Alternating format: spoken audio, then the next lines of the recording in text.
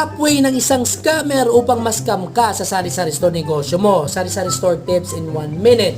Para masigurado mong hindi ka ma-scam kasi nga pinaghirapan natin yung kapital natin. No? So, pangit na masascam tayo, ayaw natin yan.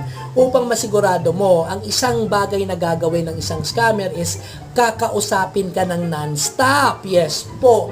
Kahit hindi mo naman kakilala yan, mag-ingat ka na pag bago yung customer na yan na maraming ginagawang sinasabi sa'yo. Parang ini-engage ka into conversation upang makuha yung alertness mo sa bagay na ginagawa mo pag nagka-count ka ng pera. So, pamamaraan yan ng scammer upang i-direct yung attention mo sa ibang bagay upang malito ka. So, kakausapin ka, magtatanong ng questions yan. Pag nangyari na yan, sabihin mo, kuya, sandali lang, may ginagawa ako, tatapusin ko muna to.